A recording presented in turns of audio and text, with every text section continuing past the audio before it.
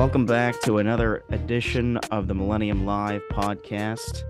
We are happy to continue our solution series and excited to be talking to another great company today. Today, we're talking with a company called Cyolo, who provides employees and third parties really the fastest and most secure zero trust access to everything, everywhere. Their expertise is really to mitigate organizations' high-risk nightmares. And to really talk through this process, we have Almog. He is the CEO and co-founder. So, Almog, welcome to Millennium Live. It's good to have you here, man. Great to be here. Great to be here.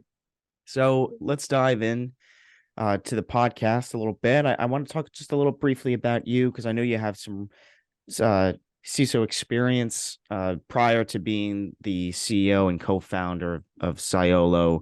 You know, you held the CISO position at a large organization. You were also the head of the Cybersecurity Unit in the Israeli Navy, which I think is really cool. So could you perhaps talk a little bit about your experience, your background, especially as a CISO, and how that impacted your decision to create Cyolo? For sure. So, as you said, I was a CISO in a global corporate in the hardware industry for 6 years prior to founding the company, and in the 15 years prior to that, I was in the Israeli Navy, and in my two last roles, I was the officer in charge of security, both for IT and combat systems, and in my last role, I was in charge of the Israeli Cybersecurity Unit. I think that one of the things that we're saying quite a lot here is that our really secret sauce is the fact that our solution was raised from the field, from real problems, because we really think that secure access is a big problem, especially nowadays. I think that a lot of organizations need to deal with connecting multiple users from multiple locations to applications and resources that nowadays already left the network, right? They are located in data centers, co-location services, the organizational VPC, Azure side, GCP, but also in production floors. And the way that we are looking at it, this big thing called digital transformation, in order to get there, there is a fundamental building block that you need to have. You need to gain visibility, and you also need to be able to set a policy of who can access where and what this user can do while it's connected. And this is what we are providing here in Cyolo. And the place that we are really shining in is the place that we connect or mitigate high-risk access, which means we are helping organizations to connect users that they don't feel comfortable about connecting them, because there, in some cases, there is a disconnect between the credentials and the identity behind it. It's one of the fundamentals behind zero trust. You need to know what's the identity behind this, user access or access attempt. So we are pretty much concentrating in mitigating high-risk access scenarios to a lot of organizations, and in a lot of cases, it can be third-party access, OT access, to enable organizations to do M&As in a fast and secure manner. So we start from high-risk access, and then we go up to wide implementation, where we are enabling our customers to create their own distributed cloud based on their existing environment. Fantastic. I think that's awesome. And thanks for providing a brief overview about Cyolo. So I think you kind of touched upon this a little bit briefly in that answer, but what is, in your point of view, the biggest challenge that you faced during your time as a CISO? And do you think that whatever those problems are, do you think that today's CISOs continue to face that same challenge, or maybe perhaps new challenges have arose? Yeah, so CISOs are dealing with a lot of challenges, and I think that in general, and this is a good thing, like CISOs are not going to be replaced by computers. And the reason for it is that they need to solve a big problem. They need to find this optimum point between enabling the business and securing the business, and it's not easy. So we can talk about a lot of challenges, but I think that two challenges worth speaking about is first the human factor. People, like it's kind of funny because computer systems were designed to serve people, but people are the biggest risk to computer systems. So to deal with, the human factor, and the other aspect that I think can be very challenging to a lot of security leaders is change management. I think the change management is one of the biggest enemies of security. And this is also one of the reasons that we founded this company. I was a customer of solutions like Cyolo for more than 15 years. And one of the things that I was a little bit annoyed by is when I met vendors, especially startups, that told me, hey, the world out there has changed and we are supporting the new world's problems. So just change your existing environment to work with us because we are the future. So we really believe that in order to do a big transition, you need to take organizations and customers from their existing state to the wanted state. You need to hold their hands and you need to show them value throughout the way. And it is a big transition because what we're actually doing is we're changing the way that people connect to their work from something that is based on IP addresses, private networking approach, to something that is based on identities. And it is a big transition. So solutions that are adaptive and can, work with the existing environment, with any network topology, any identity infrastructure, any type of user coming from within the network or from the outside, and the ability to connect these users to digital assets that can be located anywhere, because this is the situation nowadays. I think that it is a big challenge that we're aiming to solve, because again, the bottom line is that the human factor will always be the biggest risk. So we are making sure that when you connect people to computer systems, you have the right brakes in order to allow the business to drive fast, because this is how I think that is the main role of the CISO to provide these very good brakes to enable the business to drive fast. I like the way you say that. So Cyolo is redefining zero trust connectivity, and most organizations want to adopt a zero trust framework, but they feel like they're unable to get started, or most organizations are just working to make that meaningful progress. So what advice would you offer them to start? Yeah. So it's a really good question, and this is something that we see quite a lot. We founded the company a bit less than 3 years ago, and I think that it's a big challenge thinking about this transition. So our recommendation and the thing that we see that is working to our customers is to start by providing the biggest value to the business. Again, under this idea that I talked about, just to be these very good breaks to enable the business to drive fast. So I think that the starting point, or a good starting point, should be the places that you're mitigating the biggest risks first. You're solving the biggest problems first. And this is the reason that we are concentrating on high risk access, on places that you must connect users with a relatively lower level of trust to systems that are sensitive. And holding sensitive information, running critical jobs. And when these two are part of the business process, because at the end of the day, when you connect people to computer systems, you basically implement part of the business processes of the company. So if it's a user, if it's a user that you relatively don't trust because there's no MFA, he's connected from a managed device, is one of your third parties that needs to serve in some cases also your competitors or things around that, and you need to connect this user to system that is holding sensitive information, running critical jobs.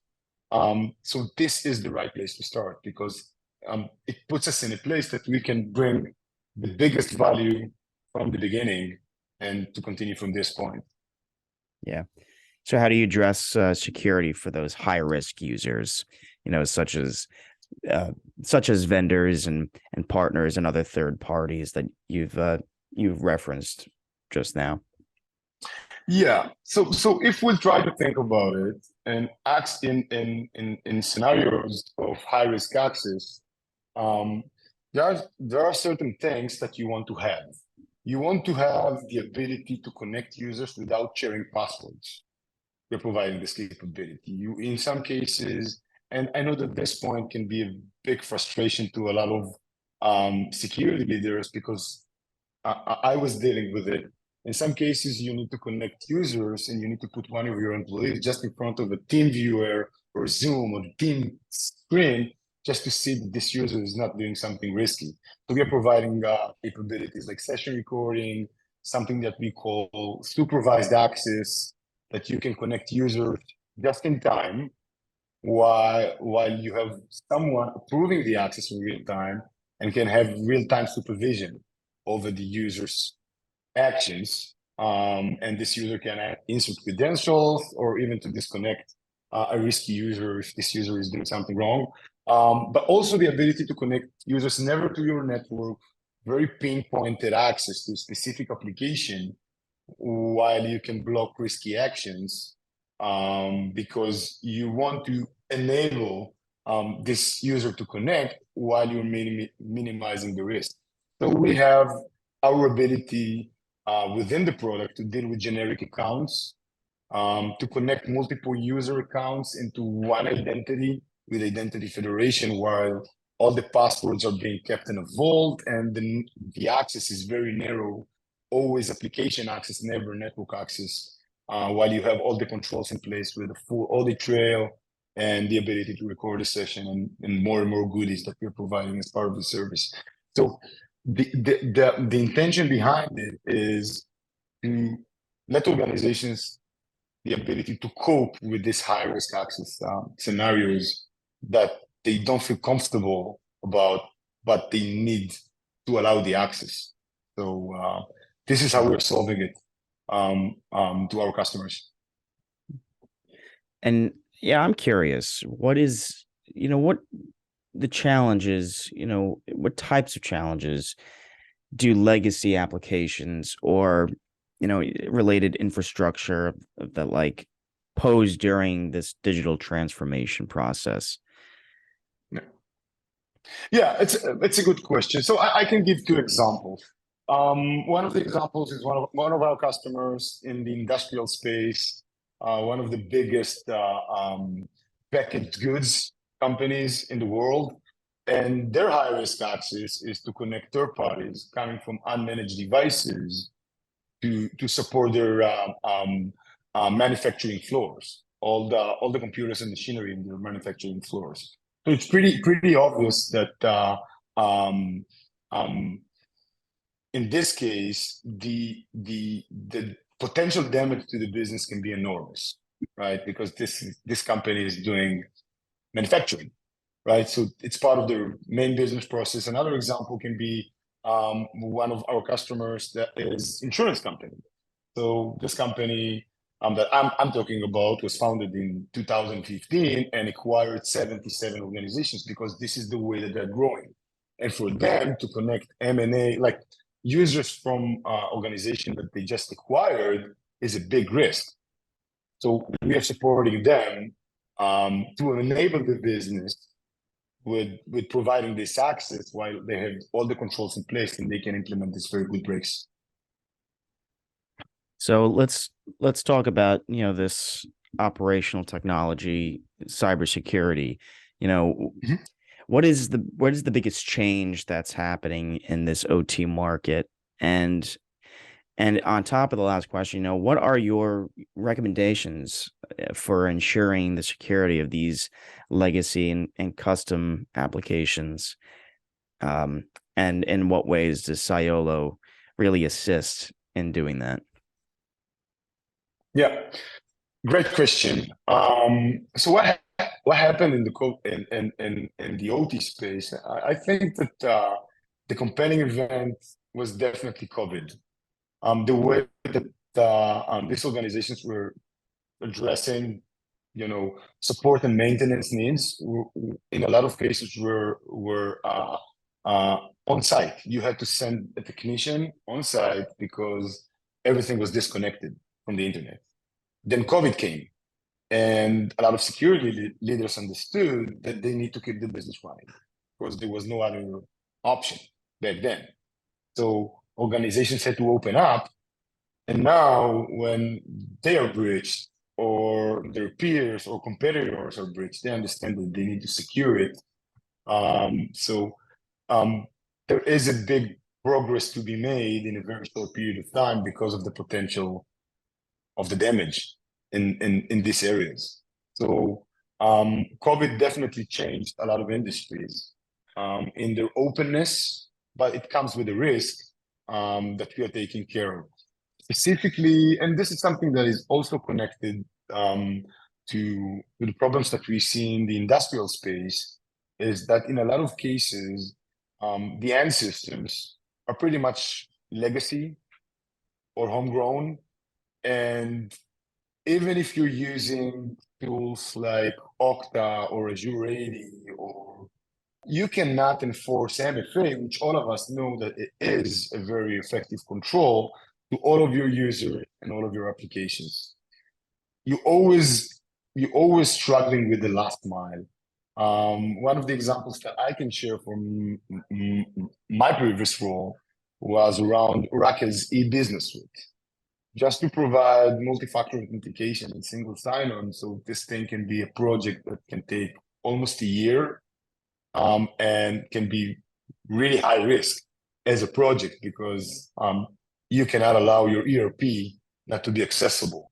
So instead of changing all the systems to support MFA, for example, we are kind of retrofitting the existing systems without doing any changes, without change management at all.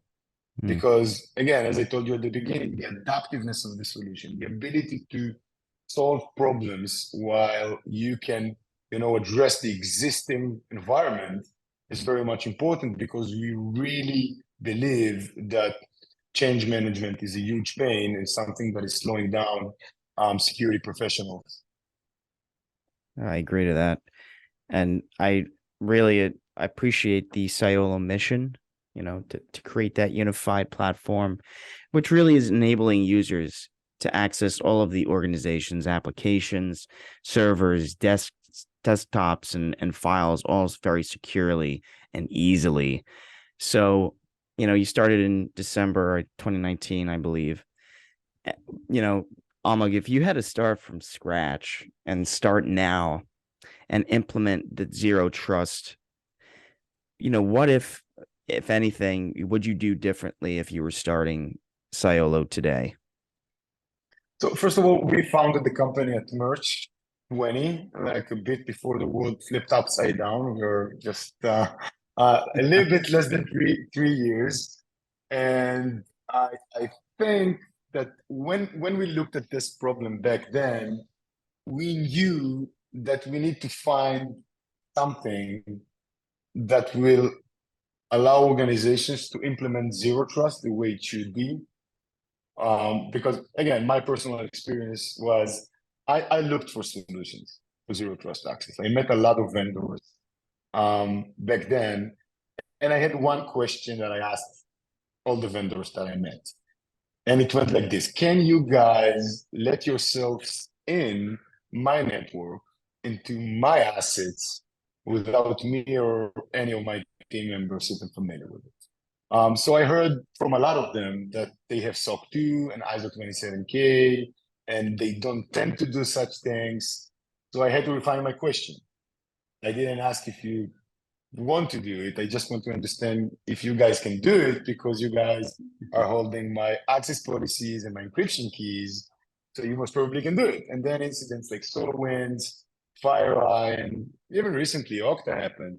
And everyone understood that zero trust means control your own destiny. The thing that I was concerned about back then was mainly because of the fact that as a security practitioner, we think about every risk in a way that we need to understand what is the magnitude, if this risk is going to materialize, and what's the probability. So vendors that are holding the door to all of their customers are transforming themselves to very appealing target for attackers.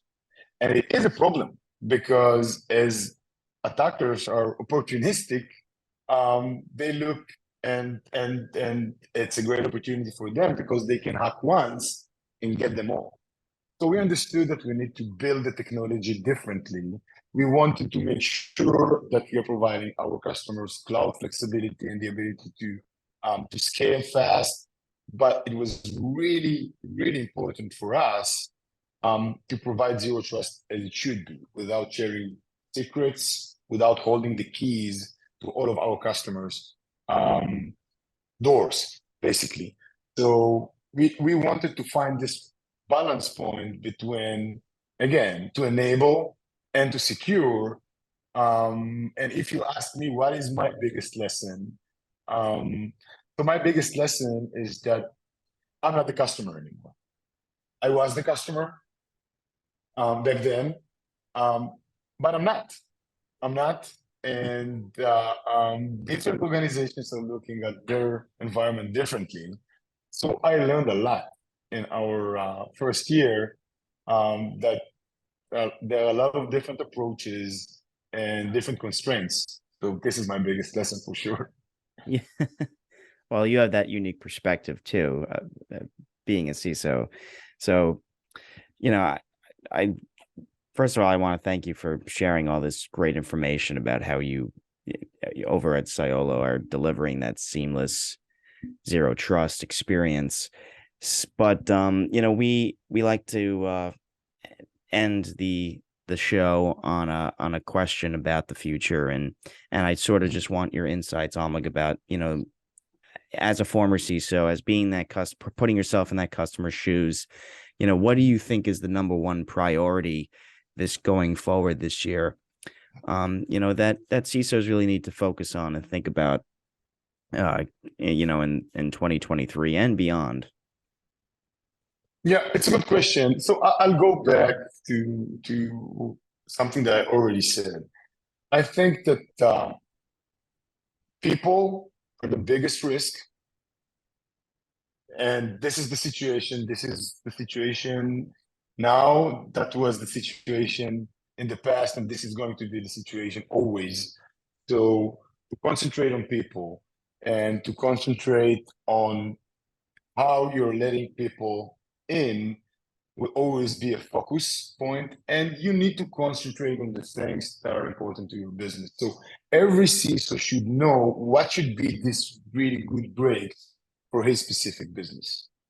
It depends on the business. And I think that this is the difference between security leaders in general. It's not about our best practices. It's about to serve the business and to serve the business objectives. And in order to serve the business objectives, you need to be in a place that you're preventing their biggest nightmares. And it's pretty personal and individual to each and every business. Well, Almog, thank you so much for these insights and for really talking through zero trust with me today. We're in February 2023, and who knows what the future holds, especially when it comes to cybersecurity, and for allowing me to understand, and as well as our members, how to safely connect people to work, everyone, everything, and everywhere. So I want to thank you for your time, Almog. Our transformational CISO assembly coming up is at the Omni Royale in New Orleans. So to our members who are listening, who are interested in zero trust and perhaps would further the conversation with Cyolo, that's where that's happening. Almog, thank you again for your thank you. Again for your insights and joining Millennium Live today. Appreciate your time. Thank you so much.